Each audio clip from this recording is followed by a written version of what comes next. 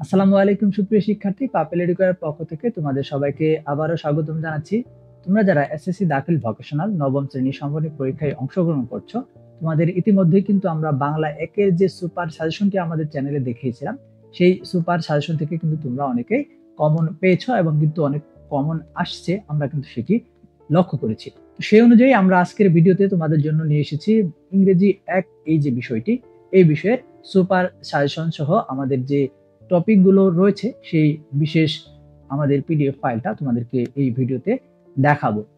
আর ভিডিওটি শুরু করার আগে তুমি কমেন্ট সেকশনে জানিয়ে দাও আমাদের যে বাংলা একের সুপার সাজেশন ভিডিওটি সেটি তুমি দেখেছিলে কিনা পরীক্ষার আগে, এবং দেখে থাকলে অবশ্যই আমাদেরকে জানাবে কমেন্টে যে তোমার পরীক্ষাটা সেই সাজেশন অনুযায়ী কতটুকু ভালো বা কেমন হয়েছে। তো চলো আমরা দেখে ফেলি আমাদের ইংরেজি একের সুপার সাজেশনটি। প্রথমত তুমি এখানে যদি লক্ষ্য করো, আমাদের এই সুপার সাজেশনটা ধারাবাহিকভাবে সাজানো রয়েছে তোমাদের সিলেবাস অনুযায়ী, অর্থাৎ তোমাদের যে সিলেবাস অনুযায়ী প্রশ্ন বন্টন বা মার্ক বন্টন রয়েছে সেই অনুযায়ী কিন্তু তোমরা আমাদের এই সুপার সাজেশনটা দেখতে পাচ্ছ। এখানে প্রথমত তুমি লক্ষ্য করতে পারো আমাদের এই সাজেশনে যে সিন কম্প্রিহেনশন গুলা রয়েছে সেইখান থেকে তোমাদের জন্য এই 5টা টপিক কিন্তু মার্ক করে দেওয়া আছে। তো এই টপিকগুলো তোমরা দেখে নেবে।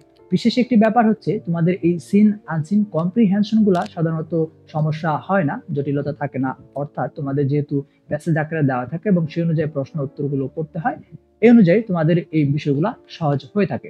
তবে আমরা তোমাদেরকে যে বিষয়টার প্রতি গুরুত্ব দিব সেটা হচ্ছে গ্রামার এবং রাইটিং যে পার্টটা রয়েছে সেখানে। তুমি এখান থেকে এই জিনিসগুলা দেখে নেবে সিন কম্প্রিহেনশনের জন্য। এরপর আনসিন কম্প্রিহেনশনের জন্য তুমি যে প্রশ্নগুলা এখানে দেখতে পাচ্ছ সাজেশন আকারে, সেখানে কিন্তু 7টা টপিক তুমি টোটাল এখানে দেখতে পাবে। এই বিষয়বস্তুগুলা পড়লে তোমার হচ্ছে এখান থেকে চলে আসবে। তারপর আমরা সরাসরি চলে যাই আমাদের যে গ্রামার পার্টটা রয়েছে সেই গ্রামার অংশে। প্রথমত দেখো এখান থেকে আমাদের যে make for meaningful sentence using part of sentence, এখানে যে টপিকটা রয়েছে এখানে যে বক্সটা দেওয়া থাকে আর কি, তো এই ম্যাচিং যেটা আমরা বলে থাকি, তো সেই অনুযায়ী তোমরা কিন্তু এখানে এই অ্যান্সার গুলো বা এই সাজেশন গুলো দেখে নিতে পারো। আচ্ছা, তো এটা নিয়ে বেশি কথা বলবো না, আমরা পরবর্তী যে বিষয়টা নিয়ে কথা বলবো সেটা হচ্ছে আমাদের মূলত এই যে দেখো চেঞ্জিং সেন্টেন্সের মধ্যে তোমাদের যে ভয়েস এই ব্যাপারটা, এখান থেকে কিন্তু তোমাদের পরীক্ষায় প্রশ্ন আসবে এবং এখানে কিন্তু আমাদের যে নিয়মগুলা অনুযায়ী তোমাদের পরীক্ষায় প্রশ্ন হয়ে থাকে সেই অনুযায়ী কিন্তু আমাদের বেশ কয়েকটা নিয়ম দেওয়া আছে এবং এখানে কিন্তু উদাহরণ সহ দেওয়া আছে।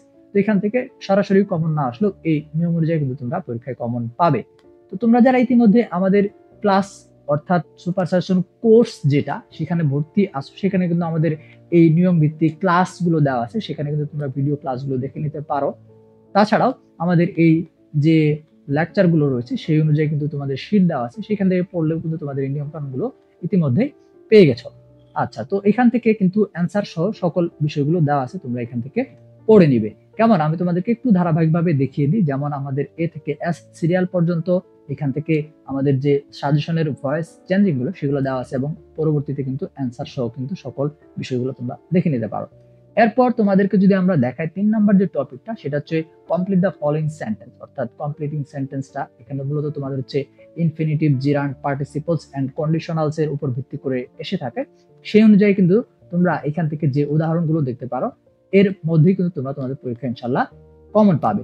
তো অবশ্যই এগুলো তোমরা অবশ্যই এই সময়টাতে হচ্ছে তোমাদের যেহেতু পরীক্ষার আগের রাতের প্রস্তুতি বলতে পারো, তো এই জিনিসগুলো কিন্তু তোমরা অবশ্যই করে নিবে, অবশ্যই প্র্যাকটিস করে নেবে। অবশ্যই সেই অনুযায়ী তোমাদের এই অ্যান্সার গুলো সহ কিন্তু আমাদের এই সাজেশনটাতে তোমরা দেখতে পাচ্ছ। ওকে, আচ্ছা, এরপর আসো তোমাদের যে পরবর্তী টপিকটা রয়েছে সেটা হচ্ছে এখান থেকে identify the parts of speech, অর্থাৎ এখান থেকে যে আন্ডারলাইন করা ওয়ার্ড থাকবে সেটা কোন পার্টস অফ স্পিচের অন্তর্ভুক্ত সেটা কিন্তু তোমাদের আসে। তো এই অনুযায়ী আমাদের কিন্তু বেশ কয়েকটা এখানে তোমরা এক্সাম্পল দেখতে পারো, যেটা হচ্ছে আমাদের সুপার সাজেশনের অংশ।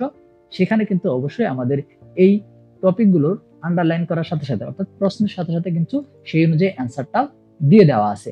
আর এর উপর ভিত্তি করে আমাদের যারা কোর্সে ইতিমধ্যে ভর্তি রয়েছে তাদের কাছে কিন্তু আমাদের এই প্রত্যেকটা নিয়ম অনুযায়ী যে লেকচার ভিডিওগুলো সেগুলো কিন্তু তারা দেখে নিতে পারে। ওকে, এরপর তোমাদের আচ্ছা আমি তোমাদেরকে একটু এখান থেকে সিরিয়ালি জিনিসগুলো দেখিয়ে দিই। যেমন এখান থেকে আমাদের এই আমাদের যে পার্টস অফ স্পিচ আইডেন্টিফাই করার বিষয়গুলো এখান থেকে হচ্ছে 4টা। এরপর তোমরা হচ্ছে এই পাশে দেখতে পারো এই হচ্ছে টোটাল কয়েকটা কিন্তু দেওয়া আছে, এইগুলা পড়লেই তোমাদের জন্য পরীক্ষায় কমন আসবে। এবং এখান থেকে তোমরা যদি নিয়ম কানুন গুলার শীট পেয়ে থাকো, আমাদের কোর্সের শিক্ষার্থী হয়ে থাকো, তাহলে কিন্তু এই জিনিসগুলো তোমাদের কাছে আরো সহজ হবে। অর্থাৎ সাজেশনের বাইরে যদি আসে সেক্ষেত্রেও কিন্তু তোমাদের জন্য এটা অ্যান্সার করাটা অতটা জটিল হবে না। তো ভিডিওর ফাঁকে আমি বলে রাখি, তোমরা যদি অন্যান্য যে সাবজেক্টের পরীক্ষা ইতিমধ্যেই রয়েছে সেগুলোর সুপার সাজেশন উত্তর সহ এখনই পেতে চাও, সেক্ষেত্রে আমাদের সাথে যোগাযোগ করতে পারো। এজন্য আমাদের যে পাপেল এডুকেয়ার অ্যান্ড্রয়েড অ্যাপসটি রয়েছে, সরাসরি প্লে স্টোরে গিয়ে তুমি পাপেল এডুকেয়ার লিখে সার্চ করলে যে অ্যাপটা চলে আসবে সেটা ইনস্টল করে ওইখান থেকে ক্লাস 9 এর ভোকেশনালের সুপার সাজেশন কোর্সটা তুমি এনরোল করে নিতে পারো, অথবা আমাদের স্ক্রিনে দেখানো হোয়াটসঅ্যাপ নম্বরে যোগাযোগ করার মাধ্যমে তুমি আমাদের কোর্সে সরাসরি ভর্তি হয়ে যেতে পারো। সেক্ষেত্রে তুমি পিডিএফ ফাইলগুলো পরীক্ষার আগে অর্থাৎ যখন ভর্তি হবে তখন কিন্তু পেয়ে যাবে। এক্ষেত্রে প্রিপারেশন নেওয়ার সময়টা তুমি বেশি পাচ্ছ। আর যেহেতু আমরা ভিডিও দিচ্ছি, এখানে তোমরা আমাদের চ্যানেলটা সাবস্ক্রাইব করে রাখবে এবং চ্যানেলটা সবসময় ভিজিট করবে, যাতে করে এই ভিডিওগুলো দেওয়ার সাথে সাথে তোমরা দেখে নিতে পারো। ওকে, পরবর্তীতে এখান থেকে যে রিরাইট দ্য ফলোইং সেন্টেন্সেস, এই যে ব্যাপারগুলো তোমাদের পরীক্ষায় আসে, এই টপিকটা এখান থেকে কিন্তু আমাদের এই রিয়ারেন্স বিষয়টা কিন্তু তোমরা দেখতে পারো। ওকে, আচ্ছা, এখান থেকে আমাদের যে এক্সাম্পল গুলো দেওয়া আছে সেই এক্সাম্পল অনুযায়ী কিন্তু তোমাদের সাথে সাথে অ্যান্সার গুলো তোমরা এখানে পেয়ে যাচ্ছ। তো সেক্ষেত্রে তোমাদের এই প্র্যাকটিস গুলা বা এগুলা তোমাদের পড়ার ক্ষেত্রে খুব সহজ হয়ে যাবে। এরপর আসো, পরবর্তী যে টপিকটা তোমাদের রয়েছে সেটা হচ্ছে ফিল ইন দ্য গ্যাপস, এই ব্যাপারটা অর্থাৎ প্রিপজিশন অনুযায়ী এবং অ্যাপোজিটিভ, তারপর মডাল অক্সিলিয়ারি অনুযায়ী তোমাদের অর্থাৎ তোমাদের যে ফিল ইন দ্য গ্যাপস থাকবে, এখানে মূল টপিকগুলো থাকে আর কি প্রিপজিশন অনুযায়ী এসে থাকে, আর মডাল অক্সিলিয়ারি অনুযায়ী তোমাদের থাকে। আচ্ছা, তো সেই অনুযায়ী আমাদের এখান থেকে যে এক্সাম্পল গুলো দেওয়া আছে, তোমরা এই এক্সাম্পল গুলো ফলো করবে। আশা করি তোমাদের এই এক্সাম্পল গুলোর মধ্যে তোমরা পরীক্ষা ইনশাল্লাহ ভালো করতে পারবে। আর এখান থেকে কিন্তু অবশ্যই অ্যান্সার গুলো ধারাবাহিকভাবে দেওয়া আছে, যেমনটা প্রত্যেকটা টপিকের তোমরা ইতিমধ্যে দেখতে পাইছো সেরকম। আচ্ছা, এরপর এখানে একটা ব্যাপার লেখা আছে, সেটা গ্রামার অংশের যে উদাহরণগুলো দেওয়া হয়েছে সেগুলো অনুশীলন করবে। এইগুলো তোমরা প্র্যাকটিস করবে এই সময়টাতে। পরীক্ষায় হুবহু এরকম সেন্টেন্স না থাকলেও কিন্তু এই বিষয়টাই থাকবে। যেমন ধরো, আমি তোমাকে যদি উদাহরণস্বরূপ একটা জিনিস দেখাই, সাপোজ এখানে তুমি যে অংশটা দেখতে পাচ্ছ, কিংবা ধরো এখানে যে অংশটা রয়েছে, এটা সরাসরি এরকম ভাবে না এসে এখান থেকে কিছুটা সেন্টেন্স পরিবর্তন করে দিয়ে আসতে পারে। যেমনটা ধরো একটা উদাহরণ, সাপোজ যদি রহিম দিয়ে থাকে সেটা করিম দিয়ে আসতে পারে, এরকম কিছু পরিবর্তন কিন্তু থাকবে। তো সেই ব্যাপারটা কিন্তু তোমাদেরকে খেয়াল রাখতে হবে। হুবহু একদম সরাসরি যে ওয়ার্ড বাই ওয়ার্ড লেখা আছে সেইভাবে কিন্তু কমন আসার সম্ভাবনা সেরকম ভাবে থাকে না। ওকে, এরপর আসো যে সবচেয়ে গুরুত্বপূর্ণ একটা টপিক, সেটা রাইটিং পার্টে। তো রাইটিং পার্টে এখানে তোমাদের টোটাল যে 4টা প্যারাগ্রাফ তোমরা দেখতে পারো। তো আশা করি এই 4টা প্যারাগ্রাফ থেকে তোমাদের কমন আসবে। এছাড়াও এই 4টা প্যারাগ্রাফ থেকে যদি কমন না আসে, সেক্ষেত্রে কিন্তু আমাদের শিক্ষার্থীদের জন্য আমরা কমন একটা প্যারাগ্রাফ শিট দিয়ে দিয়েছি, যেটা পড়লে শিক্ষার্থী যে কোনো প্যারাগ্রাফ কিন্তু সে লিখে ফেলতে পারবে খুব সহজেই। ওকে, তো এখানে তোমরা এই প্রত্যেকটা প্যারাগ্রাফের আমাদের যে অ্যান্সার শিটটা সেটাও কিন্তু এখানে তোমরা পেয়ে যাবে। তো আশা করি এখান থেকে, যেমন ধরো এখানে আমাদের কি কি দেওয়া আছে, স্কুল ম্যাগাজিন, প্লান্টেশন অর্থাৎ যে ট্রি প্লান্টেশন, তারপর ন্যাশনাল ফ্ল্যাগ, লোডশেডিং এর ব্যাপারটা এই অনুযায়ী। ওকে, এখানে দেখো আমাদের এখান থেকে যে কথাগুলো লেখা আছে এটা তোমরা একটু খেয়াল রাখবে। ওকে, আচ্ছা, তো এরপর এখানে একটা বিশেষ ব্যাপার লেখা আছে, সেটা shedding, traffic jam, price hike, এই যে ব্যাপারগুলো আছে এগুলো উপকারী দিক। এর কোনো প্যারাগ্রাফ আসলে প্যারাগ্রাফের ক্ষতিকর শব্দগুলোর বিপরীত শব্দ ব্যবহার করলে কিন্তু তোমাদের কি হয়ে যাচ্ছে। যেমন ধরো লোডশেডিং যদি আসে, তো লোডশেডিংটা তোমরা শিখলা, শেখার পর লোডশেডিং এর বিশেষ করে ক্ষতিকর দিকগুলো মূলত এখানে আসবে। তবে এইটার যদি কি হয়, এটা যদি মূলত একটা উপকারী দিক বা একটা ভালো দিক আমাদের আসে পরীক্ষা, সেই ক্ষেত্রে ওই শব্দগুলোর বিপরীত শব্দ ইউজ করলে হবে। ওকে, তো এগুলা কিন্তু আমাদের ভিডিও ক্লাসে বুঝাই দেওয়া আছে এবং এটার একটা শিটও কিন্তু ইতিমধ্যে আমাদের শিক্ষার্থীদেরকে দেওয়া আছে। এরপর তোমাদের যেটা একদম কমন পড়বে হুবহু, সেটা সিভি রাইটিং। ওকে, তো এই সিভিটা কিন্তু একদম হুবহু কমন। কিভাবে কমন? এখানে যে নিয়ম কানুনটা লেখা আছে, অর্থাৎ তোমার সিভি যেটাই আসুক না কেন, প্রশ্নে যেভাবে থাকুক না কেন, নিয়ম কানুন কিন্তু সম্পূর্ণ সেম। যেমনটা দেখো এখানে কি, তোমরা সিভিটা সাধারণত 1 পেজে লিখতে হয়, তো 1 পেজে লিখতে হবে। তো এখানে যেহেতু আমাদের পিডিএফ ফাইলে এই ব্যাপারটাকে মার্চ করতে হয়েছে, এখানে কিন্তু আসলে এইভাবে দেওয়া আছে, কিন্তু তোমাদেরকে কিন্তু এটা কি করতে হবে, একটা পেজে লিখতে হবে। যেমনটা ধরো এখানে যে অ্যাড্রেসটা দেওয়া আছে, তারিখ থাকবে প্রথমত, তারিখটা, তারপর অ্যাড্রেসটা দেওয়া থাকবে, অ্যাড্রেসটা আসবে, আসার পর সাবজেক্ট কোনটা হবে, তোমার পরীক্ষার প্রশ্নে যে অ্যাপ্লিকেশন অনুযায়ী সিভি লিখতে বলবে, পরীক্ষার প্রশ্নে যেটা উল্লেখ থাকবে যে পোস্টের কথা, সেই পোস্টের নামটা কিন্তু এখানে হয়ে যাবে। যেমনটা এখানে হচ্ছে আমাদের সাজেশনের প্রশ্ন অনুযায়ী সাব অ্যাসিস্ট্যান্ট ইঞ্জিনিয়ার, তোমাদের পরীক্ষায় যে টপিকটা থাকবে সেই অনুযায়ী কিন্তু তোমরা এখানে দিয়ে দিবা।